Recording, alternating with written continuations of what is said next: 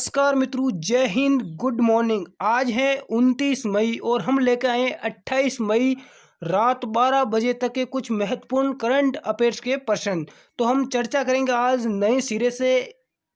आज से हम जितने भी करंट अफेयर्स के जो क्लास होगी अपनी, वो हम पूरी डिटेल के साथ अध्ययन करेंगे। चाहे इससे हमारी क्लास कितनी भी लंबी हो, जो भी हम प्रश्न पढ़ेंगे पूरी डिटेल से उससे रिलेटेड जो भी प्रश्न बनेगा उन सारे प्रश्नों को कवर करके आगे बढ़ेंगे। ये अपनी टीम के द्वारा दुनिया में एक नई पहल की गई है और कल से आपको इससे भी ज़्यादा बेहतरीन क्लास आपको देखने को मिलेगी। तो आज हम चर्चा करते हैं अपने पहले प्रश्न की ओर। बिल्कुल आप मॉर्निंग का नाश्ता वगैरह सब करके कॉफ़ी और पेन लेके बैठ जाइए। आज आपकी डे की जो शुरुआत है पढ़ाई की, वो इसी करंट अफेयर्स के वीडियो के साथ होने वाली है। तो अच्छे ढंग से आप तैयार होकर बैठ जाइए। बहुत ही ज़्यादा महत्वपूर्ण प्रश्न है। जो प्रश्न आपको याद नहीं हो पा रहा है उसको कहीं लिख लीजिए। एग्जाम की दृष्टि से महत्वपूर्ण प्रश्न लेके आइए हमारी टीम। वीडियो को अंत तक देखना। काफ़ी विद्यार्थी ऐसे हैं जिनका पढ़ाई में मन नहीं लग रहा है, तो इस वीडियो को देखने के बाद उनका भी पढ़ने में मन लग जाएगा, ये मेरा वादा है आपसे। आज का अपना पहला प्रश्न है विद्यार्थियों कि अंतर्राष्ट्रीय एवरेस्ट दिवस मनाया जाता है। तो देखो, अंतर्राष्ट्रीय एवरेस्ट दिवस, जो एवरेस्ट दिवस है वो आज मनाया जाएगा 29 मई को। इसका राइट आंसर डी होगा। अब देखो, जो अंतर्राष्ट्रीय एवरेस्ट दिवस है ये क्यों मनाया जाता है, इसका क्या लक्ष्य है, इसके बारे में थोड़ी डिटेल से चर्चा करना बहुत ही ज़्यादा ज़रूरी है। एग्जाम की दृष्टि से इसे बहुत ही ज़्यादा रिलेटेड प्रश्न बनते हैं। तो देखो कि जो न्यूजीलैंड के एडमंड, बात करते हैं यहाँ पर कि जो न्यूजीलैंड के एडमंड हिलेरी और नेपाल के तेंजिंग शेरपा द्वारा माउंट एवरेस्ट की पहली चढ़ाई की याद में ये दिवस मनाया जाता है।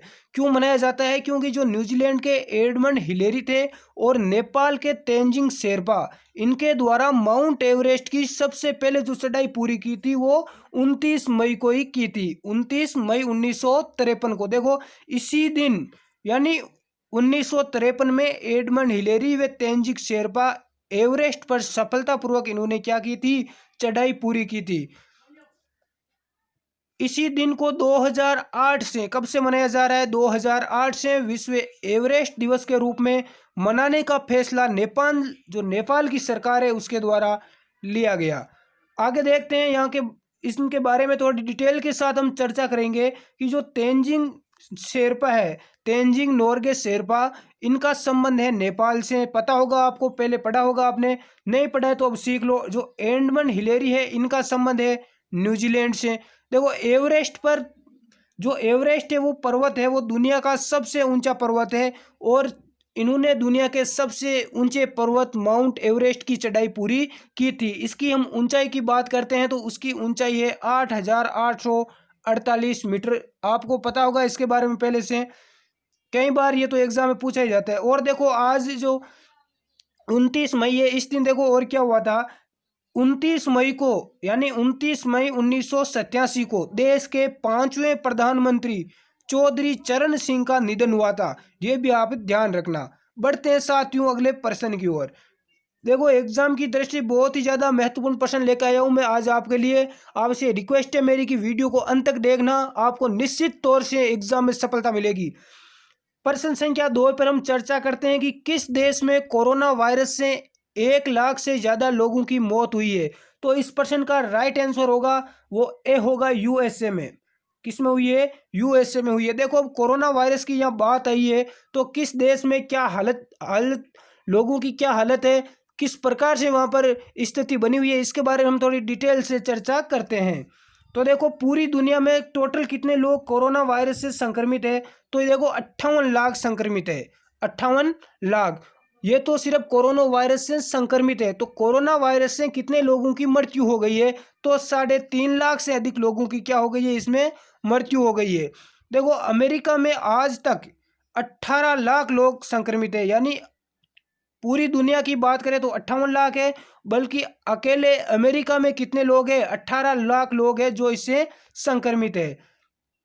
आगे देखो, इससे बात करते हैं कि अमेरिका में पहला मामला 21 जनवरी को सामने आया था। ये भी आपको ध्यान रखना है। लेकिन फिर वहाँ पर लॉकडाउन नहीं किया गया, सरकार ने थोड़ी ढिलाई बरती जिसकी वजह से इतना मामला गंभीर हो गया था। दूसरा स्थान देखें, सबसे पहला तो अमेरिका का है। दूसरा स्थान देखें इस मामले में तो दूसरे स्थान पर हालत खराब है, वो है ब्रिटेन की। किसकी है? ब्रिटेन की। यहाँ पर देखो 38,000 लोगों की मृत्यु हो चुकी है। कितने लोगों की? 38,000। और तीसरे स्थान पर बात करें तो तीसरे स्थान पर है इटली। कौन सा देश है? इटली। यहाँ पर 33,000 लोगों की क्या हो चुकी है? मृत्यु हो चुकी है। जो कोरोना वायरस के जो मामले हैं इसमें हम भारत की चर्चा करते हैं तो भारत है वो इसमें मौत के मामले में देखें तो ये 14वें स्थान पर है। कौन से स्थान पर है? 14वें स्थान पर। और यदि संक्रमण के मामले में देखें कितने लोग संक्रमित हैं तो वो है 10वां स्थान भारत का। कौन सा है? 10वां स्थान, ये भी ध्यान रखना। अब देखो भारत में कितने लोगों की अभी तक मौत हुई है तो अभी लगभग 4,500 लोगों की क्या हो गई है? मौत हो गई है। और संक्रमित लोगों की यदि संख्या देखें तो 1.5 लाख लोग इससे क्या है? संक्रमित है। लगभग आंकड़ा बता रहा हूं मैं, 1.5 लाख से थोड़े ऊपर है। तो बढ़ते हैं अगले प्रश्न की ओर। प्रश्न संख्या 3 क्या प्यारे विद्यार्थियों की, हाल ही में किस राज्य में जंगल की आग है उसकी घटना घटित हुई है? यानी कौन सा राज्य है जिसमें जंगल में आग लग गई है?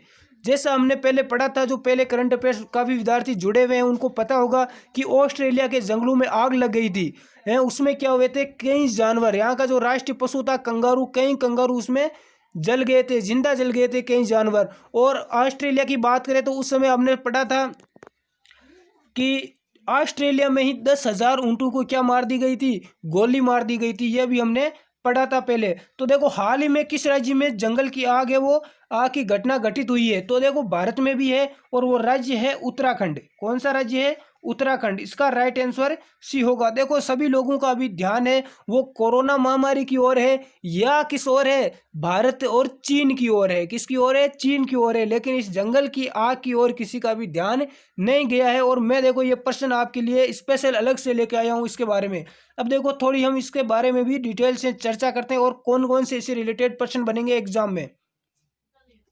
सबसे पहले तो वो बाकी है, सबको पता है कि उत्तराखंड की राजधानी देहरादून है। यहाँ के मुख्यमंत्री त्रिवेंद्र सिंह रावत है, राज्यपाल बेबी रानी मौर्य है। यहाँ पर लोकसभा सीटों की बात करें तो यहाँ पर 5 है, राज्यसभा सीटें 3 है, विधानसभा की सीटें 70 है। और इसके जो पड़ोसी देश है वो है नेपाल और चीन। ये यहाँ पर ध्यान देना आप, क्योंकि अभी उत्तराखंड है बहुत ज़्यादा चर्चा में रहा है और अभी वर्तमान में इस जंगल की आग की वजह से भी चर्चा में है। देखो जहाँ यहाँ पर काला पानी है, काला पानी वो लिपुलेख जो विवादित क्षेत्र है, ये आपको पूछा जा सकता है एग्जाम में। ये भी उत्तराखंड राज्य में ही है, इसका ध्यान रखना। और देखो जो पिथौरागढ़ से लेकर लिपुलेख दर्रे तक जो 80 किलोमीटर लंबी 80 किलोमीटर की दूरी की जो सड़क का निर्माण हुआ तो वो यहीं पर हुआ था, ये भी आप ध्यान रखना। और इसी रोड की वजह से आपको पता होगा कि चाइना है वो क्या आ गया है? अपनी सेना को लेकर बॉर्डर पर आ गया है। लेकिन युद्ध की जो आपको स्थिति बनी हुई है, आपको शायद दे होगा या ऐसा लग रहा होगा कि अब चाइना युद्ध करेगा, तो आपको डरने की कोई आवश्यकता नहीं है। चाइना का इतना वजूद नहीं है कि वो हिंदुस्तान पर गोली चला सके। देख लेना चाइना को अंत में पीछे हटना पड़ेगा, भाग जाएगा बॉर्डर छोड़कर। तो देखो जंगलों में क्या होता है कि ये देखो जंगल की आग ये क्यों लगती है, इसके बारे में आपको थोड़ी डिटेल से हम जानते हैं। देखो क्या होता है कि जंगलों में क्या होती है, गर्मियों में अक्सर आग लगती रहती है। ये हिंदुस्तान या ऑस्ट्रेलिया की बात नहीं है, जो बड़े बड़े जंगल है उनमें ये आग है वो गर्मियों में लगी जाती है। दुनिया में जो 80% जंगलों में लगभग क्या लगी रहती है? आग लगी जाती है। इसका कारण क्या है? देखो जंगलों में जो पेड़ होते हैं उन पेड़ों की पत्तियां क्या हो जाती है? सूख जाती है। सूखने पर जो पर्णपाती पेड़ होते हैं जिनकी पत्तियां क्या होती है? मौसम के अनुसार गिर जाती है। तो उनकी पत्तियां जब नीचे गिर जाती है, गिरने के बाद पत्तियां सूख जाती है। तो देखो वहाँ पर क्या है, उत्तराखंड में जो पहाड़ है, पहाड़ी क्षेत्र है, वहाँ पर जो भूसंकलन की जो घटना होती है, यानी कि जो पत्थर होते हैं बड़े बड़े वो वहाँ से खिसक कर नीचे आते हैं, गिरते हैं, जिससे आपस में जब पत्थर टकराते हैं जिससे क्या होती है वहाँ पर आग उत्पन्न होती है। देखो जो आदि मानव वो आग कैसे लगाता था? पत्थरों को आपस में टकरा कर आग लगाता था। उसी प्रकार से जब ये पत्थर आपस में टकराते हैं तो वहाँ पर आग लग जाती है। और जिसे जैसे मान लो कोई पेड़ है या उसकी जो पत्तियां वगैरह इनके संपर्क में आती है तो जिसे क्या होती है?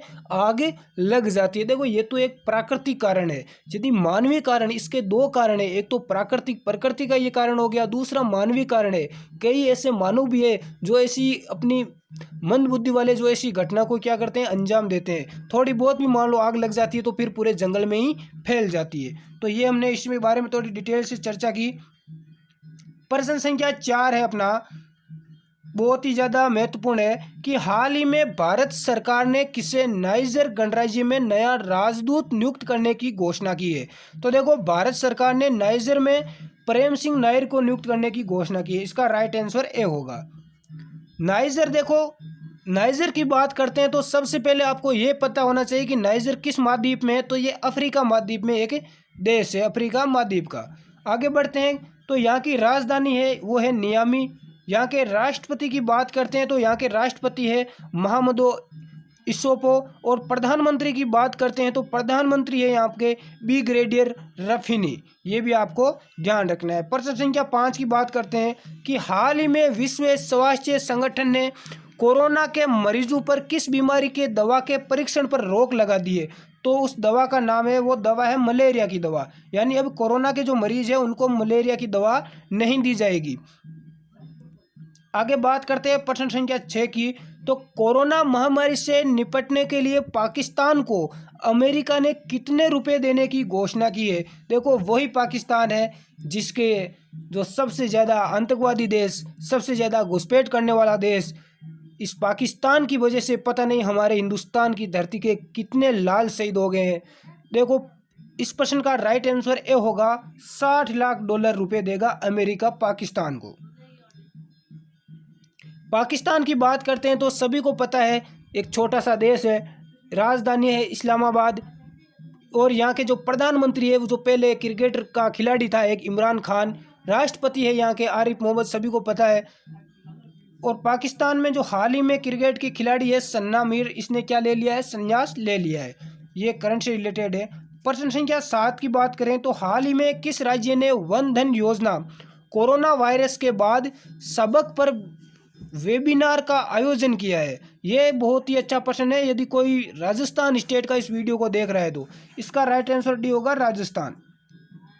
देखो ये योजना है जो वन धन योजना, ये क्या है थोड़ी इसके बारे में जानते हैं। देखो इस योजना में क्या होगा कि जो जितनी भी जनजातियां हैं उन जनजातियों को कई दिशा निर्देशों व वेबिनारों और सुरक्षा उपायों पर निर्देशों के साथ कोरोना से संबंधित सूचनाएं उपलब्ध करवाई जाएगी। इन जनजातियों को यानी कोरोना से संबंधित सूचनाएं उपलब्ध करवाई जाएगी। तो देखो बात यहाँ राजस्थान की आई है तो थोड़ी राजस्थान की हम चर्चा कर लेते हैं, क्योंकि काफ़ी विद्यार्थी राजस्थान से बाहर के भी हैं जो जुड़े हुए हैं अपनी क्लास से। तो उनको थोड़ा राजस्थान के बारे में बता देते हैं कि राजस्थान की भाई राजधानी जयपुर है और यहाँ का जो हाईकोर्ट है वो जयपुर में नहीं होकर वो कहाँ पर है, जोधपुर में है। और जब यहाँ के जो हाईकोर्ट के मुख्य न्यायाधीश है अभी वो है इंद्रजीत मोहांती। राजस्थान के मुख्यमंत्री है श्री अशोक गहलोत और यहाँ के राज्यपाल है कलराज मिश्रा। यहाँ की लोकसभा सीटों की बात करें तो 25 लोकसभा की सीट है और राज्यसभा की सीट है 10, विधानसभा की यहाँ पर सीट है 200। और क्या बताएं राजस्थान के बारे में, चलो आपको बता देते हैं। यहाँ के जो शिक्षा मंत्री है वो है गोविंद डोटासरा। बढ़ते हैं प्रश्न संख्या 8 की ओर। देखो प्रश्न संख्या 8 क्या है कि हाल ही में किसने अपना खुद का ग्रूमिंग और personal care brand fresh launch किया है। ए है अक्षय कुमार, बी है शाहरुख खान, सी है सलमान खान, डी है अमिताभ बच्चन। देखो ये प्रश्न आपको कंफ्यूज करेगा, जरूर करेगा। तो देखो इस प्रश्न का राइट आंसर सी होगा, सलमान खान ने किया है। ये ध्यान रखना, जो सैनिटाइजर होता है वो खुद इसने अपना एक विकसित किया है। इस पर आप लोगों को देख लेना, आप कहीं पर न्यूज़ में इनकी एड वेड मिल जाएगी आपको। सैनिटाइजर पर सलमान खान की स्वयं की खुद की फ़ोटो वगैरह मिल जाएगी। प्रश्न संख्या 9 क्या है कि सहारन चित्ता एक दशक के बाद कहाँ पर देखा गया। बहुत ही ज़्यादा महत्वपूर्ण प्रश्न। सहारन चित्ता जो कि आपने रेड डाटा बुक का नाम सुना होगा, उसमें इसको शामिल किया गया है रेड डाटा बुक में कि इसकी जो संख्या है वो बिल्कुल ये विलुप्त होने के कगार पर है। लेकिन एक दशक के बाद यानी 10 वर्षों के बाद इसको देखा गया है। तो कहाँ पर देखा गया है, तो इसको अल्जीरिया में देखा गया है। इसका राइट आंसर डी होगा भाई। देखो रेड डाटा बुक में इसे विलुप्त घोषित कर दिया और इनकी जो संख्या है वो है 37। ये इनकी संख्या है बताई गई है, या 37 अभी है या रेड ये अभी फिक्स नहीं है कि ये कहाँ पर है, कुछ इनके बारे में कोई पता नहीं है। ये काफ़ी वर्षों के बाद इसको पहली बार देखा गया है, इसलिए एग्जाम की दृष्टि से काफ़ी महत्वपूर्ण बनता है इसको कहाँ पर देखा गया है। देखो अल्जीरिया में देखा गया है, तो अल्जीरिया की राजधानी है अल्जियर्स, यहाँ की मुद्रा है अल्जीरियाई दिनार। यहाँ के राष्ट्रपति की बात करें तो ये अब्देलम दजीज यहाँ के राष्ट्रपति है। तो आज की करंट अफेयर्स में कुछ इतने ही महत्वपूर्ण प्रश्न थे जो एग्जाम की दृष्टि से महत्वपूर्ण है। वैसे करंट अफेयर्स के आपको सैकड़ों प्रश्न मिल जाएंगे देखने को। एग्जाम को क्रैक करने के लिए इतने ही प्रश्न काफ़ी है आपके हमेशा के। तो देखो कल के प्रश्न के बारे में हम चर्चा करते हैं। कल आपको एक प्रश्न पूछा गया था कि हाल ही में किस राज्य ने खेल को उद्योग का दर्जा दिया है, तो उसका राइट आंसर मिजोरम था। और मिजोरम की राजधानी की बात करें तो आइजोल। देखो इस क्लास में आपका करंट अफेयर्स भी कवर नहीं होगा, साथ में ज्योग्राफी, हिस्ट्री वगैरह, राजनीति, जितने भी महत्वपूर्ण प्रश्न सारे हम कवर करते हुए आगे बढ़ेंगे। प्रश्न संख्या 1 यानी आज का करंट अफेयर्स का आपके लिए प्रश्न, जिसका उत्तर आपको हमें कमेंट बॉक्स में देना है। हमारी टीम आपके हर कमेंट को रीड करती है। हाल ही में चर्चा का विषय रही टोटो जनजाति का संबंध किस राज्य से है? ए है पश्चिम बंगाल, बी है असम, सी है उड़ीसा, डी है मणिपुर। देखो जिन विद्यार्थियों ने कल का वीडियो देखा है तो उनको पता होगा कि इसका राइट आंसर क्या होगा। कमेंट बॉक्स में अपना उत्तर जरूर दे साथियों।